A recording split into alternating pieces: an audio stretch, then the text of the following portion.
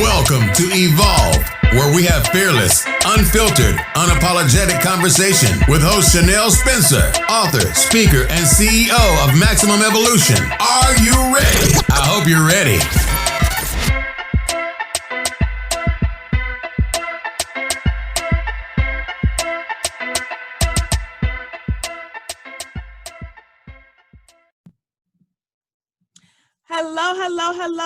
Hello, beautiful people, and welcome to another episode of Evolve, where we have fearless, unfiltered, and unapologetic conversation. And I'm super excited because, as you probably know by now, we are having a special series for a project that I've been working on, The Evolution Effect, where we have 21 authors who are sharing their stories of how they broke patterns, overcame adversities, and stepped into their greatness. And today I have one of our special authors, Kettia D, who is so amazing. Say hello to the beautiful people.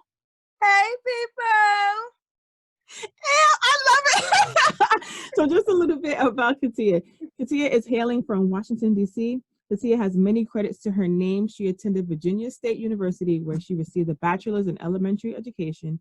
Immediately after graduating with a bachelor's degree, she returned to complete her master's degree in sport management and community counseling. Yes, I love it, love it.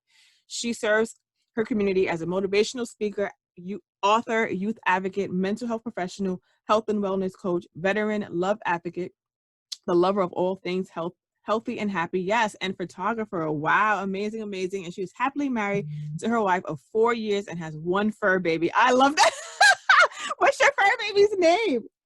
His name is Oliver. Oh, that's so cute. I love you. Said you call him what? His name is Oliver, but we call him Ollie. Oh, that's so cute. I love that. I love that. The fur babies. I love the fur babies. So let's get into this. So the first question I have for you is, why did you name your chapter Knocked Down But Not Knocked Out? Well, when I was going through the process of figuring out my title, I just went over different moments in my life, and I saw it from birth how many times all the way till now that I've been knocked down, but I'm still here, and all the things that I've accomplished with so little support in my life. So I was like, you know what, my title's going to be Knocked Down but Not Knocked Out, obviously because I'm here doing this interview. Right. Yeah. Yes. I love that. Honestly, that is like super true. And I feel like that would resonate with so many people. Like, we've all have had challenges and have things that like literally knocked us down. But it's all about how we kind of, take the lesson learned, and step up and get back up again. So we're always going to have things that will impact us, but it's always how we respond to those situations. So I absolutely love the title of your chapter. I think that's super powerful. So what can we expect when in reading this chapter? When reading this, I started from birth, literally from when I was a baby. And you're going to get snippets of different events in my life, traumatic events, and see how I overcame them. But also at the end, I just talk about the stigma behind mental health and seeking therapy in the Black community, mm-hmm. and how that's a big issue in our community, and giving support to people and telling them that it's okay to get help, and talking about how therapy changed my life and helped me. Right. That's absolutely true. I feel like just as a race, it's kind of like a stigma to go to therapy, or it's kind of frowned upon for you to be having an emotional and mental challenges, because a lot of times if you can't physically see somebody's illness, and it's kind of minimized or dismissed, and they see it as like, what, you depressed? If you don't get up, like, what you talking about, you depressed? Like, you know what I'm saying? It's like they don't understand, like, the mind is a powerful thing. And sometimes for some that are having challenges with mental health, like getting out of bed is a big deal. Like, you know what I'm saying? Is a major step for some, because it can like literally pull you downwards and pull you into a spiral that sometimes is a challenge to get out of. So that's so true. 100%. You in one of the in one of the paragraphs that you wrote, you said generational curses must be broken for us to move forward in a healthy manner. Many people in our families turn to sex, drugs, gangs, and alcohol to cope with life traumas. No one ever teaches us what positive coping skills are, but some reflections made me realize that sports were my outlet and ultimately saved me from the streets. Yes. So tell us a little bit more about that. I feel like I'll start from the Black woman perspective. Mm-hmm. I feel like in our community, growing up, we're taught, I call it the I Am Strong movement, Mm-hmm. which has killed and broke down a lot of women. We've seen our mothers, our grandmothers, husbands cheat on them, granddaddy out there in the streets, and they still in the house, and grandma and mama cooking dinner, and just going, giving to the church, giving to the community. And it's like, baby, it's okay. You just got to keep pushing. You just got to keep pushing. And they broke down on the inside, and, a lot of crying nights. A lot of times they go hungry, and we grow up and think that that is the way it should be. So then we create that pattern of the I Am Strong movement. So we have children or have nieces and nephews, and we go, and we never stop to take a break. And then we suffer from mental health. Some people deal with rapes and all of these different traumas. And it's like, suck it up. It happened. Okay. Maybe that's that's your testimony, and no one ever taught healthy coping skills. And being a mental health professional, I didn't learn and understand the importance of healthy coping skills until I got into the field. Mm-hmm. When you read my chapter, you will see some points that in my life at a young age, I should have been knocked out of life. But I made it. And I just feel like when I have children, I want my kids to be able to have a voice and communicate their emotions. And another thing that the generational curse for the men is men shouldn't cry, or you a punk if you show emotions. And then my thing is with that is crying is a part of the natural body. If it purifies the soul. So how can we take away from a young man his emotions, but you want him to love a woman who's made up of emotion? Right. Like, they don't know how to handle emotion because you took it away from them, because they like, I can't cry, I gotta be strong all the time. And then they have all these emotions inside, and the easiest emotion to express is anger. Anything negative is always easy. Right. And anger is a secondary emotion to a primary problem that wasn't. So that was all the generational curses. And I speak mostly from the Black perspective because I'm African American, and that's what I grew up around. I'm quite sure that there's a lot of mental health cultures, but for my culture, we need to love on our males more, and we need to tell women that it's okay not to be okay. Right. Oh, but absolutely. Like, oh my gosh. So like you spoke on both spectrums, and it's absolutely true that we feel as though showing emotion or having emotions or feeling like, okay, it's the end of the world internally, and showing it is a sign of weakness. And we're not necessarily taught how to deal with it or how to allow ourselves to be vulnerable in that way. And then we suffer internally. So that is so true. And you talked about healthy coping mechanism. What is one that you can share with the audience? For me, exercise is it for me. And now that we've started crafting has become one, but definitely exercise. I love fitness. I haven't really been able to work out like I want to because business is picking up, but I do push-ups and sit-ups. I'm a 14-year vet in the military, so I have to stay fit even though everything is done virtually right now. Yep.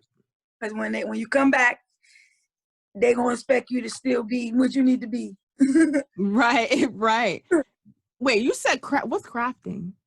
Crafting, like doing crafts. Oh, gotcha. I thought you were saying it in an exercise way. I'm like, I've never heard of crafting, and I'm not about to sit here and pretend like I know what that is. I'm like, is that a new exercise? Gotcha. Yes. No, that's super true. Crafting is super helpful because it helps you to focus on different things, and you're using creative juices to kind of help with whatever it is that you're dealing with. So that's super, super true. Yes, yes, yes, yes, yes. Wow, Yeah. wow. That's amazing. That is amazing. And I love what you do too. We're going to get into that because I see some of your work that you're doing. It looks really, really good.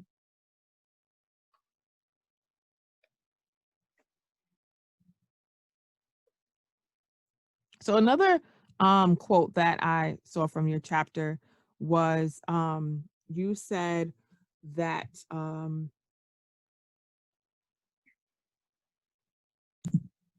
there was another part in your chapter that I thought was super powerful. And you said, if you are dealing with mental health, your first step is acknowledging your trauma and looking it in the eye. I know it'll be tough initially, especially for traumas that are old.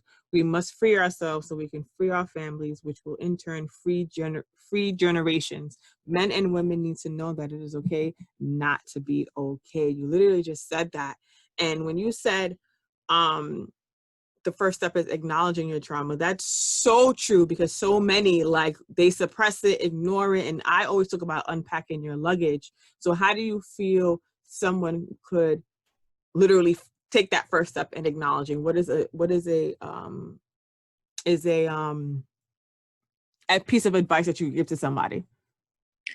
Just knowing that you have to, every trauma is different. And I know for like rape victims, they have been told it's your fault, you shouldn't have wore that, and all of this.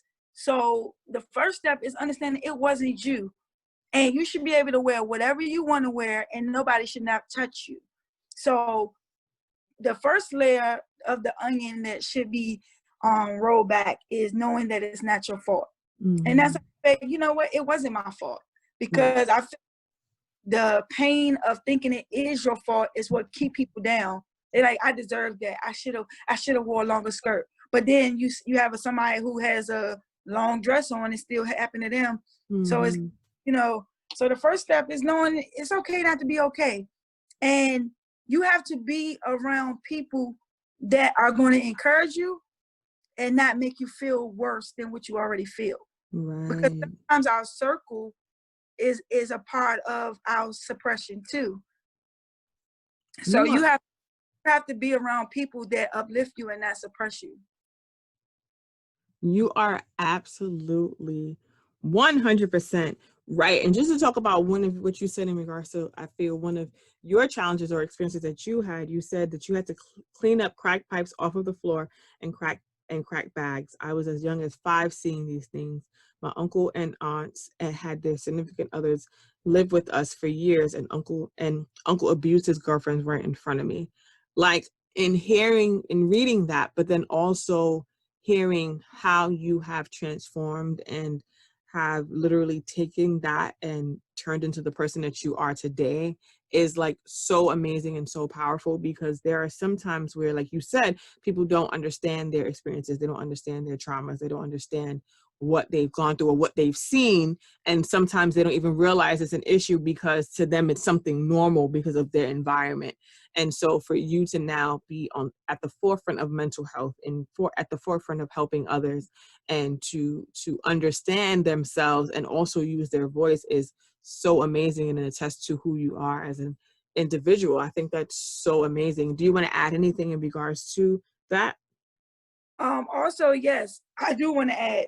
I just want to let people know that even when you deal with your trauma, it still can haunt you. But how you deal with it after you've dealt with it can change. And I'll say that because there's a piece in my chapter where I talk about my uncle getting stabbed and bled out in our kitchen.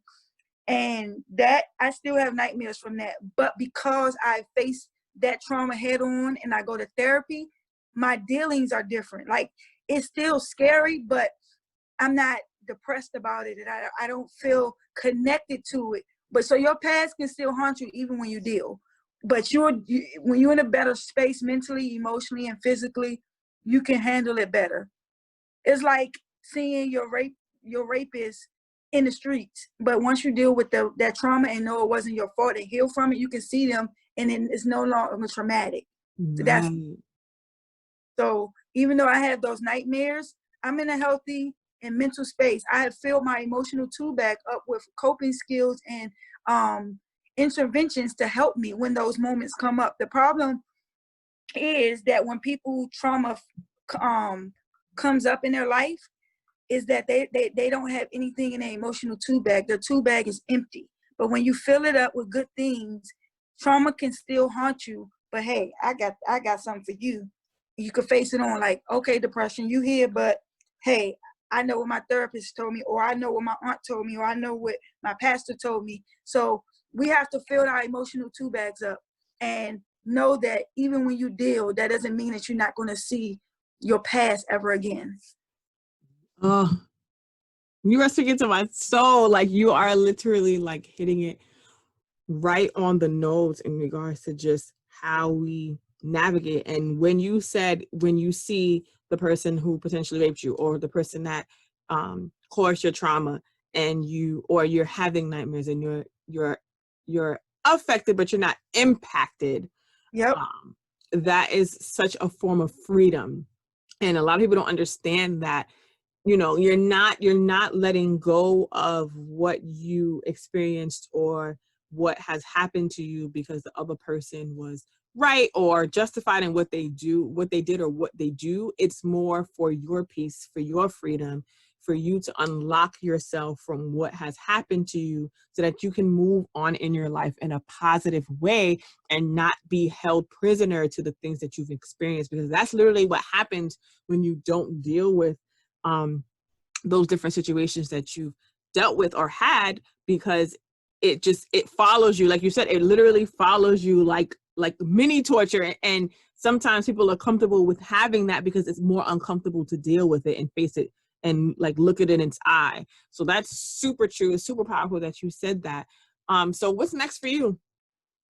I want to get back and working on my second book. I have my first book out, We Can Love Again, How to Deal with Your Brokenness So You Can Experience Your True Love.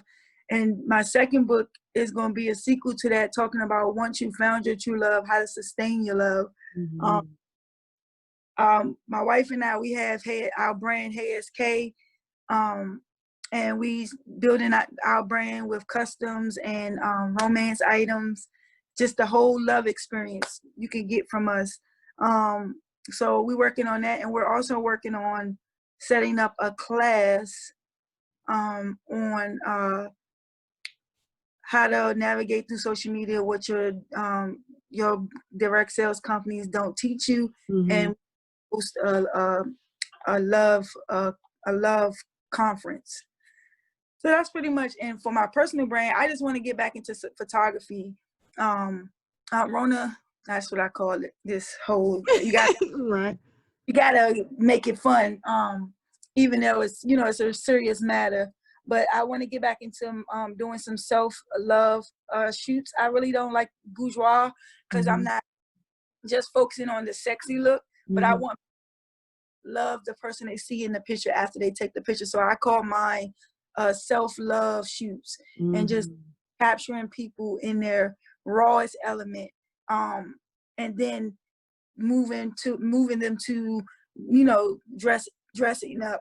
So catch them in a raw element, just them, and then they can add a little makeup and whatever else they want to add. Because if you don't love the raw you shouldn't love the made up you. Like, you love your purest form, which is no makeup, no nothing. That's who you are. And that's what my photography is about, helping people love the raw them. So that's what photography, love, and writing. Yes, I love that. I love that. I want to do a self-love shoot. I'm just saying, I'll come to wherever you at. Don't worry. I would love to do that. That's so amazing. And so, do you have any final words for our audience? Yes. I just want people to know, if you're out there and you struggle with a mental health issue that you've never been diagnosed, but you know something ain't right, get help, especially for our Black community, because let me tell y'all, I deployed in 2017, and that was I deployed with my first year of marriage was my deployment. I was away for my first year of marriage, and I didn't know what to expect because that was my first deployment in 14 years. And I came back and I wasn't right. I knew I wasn't right.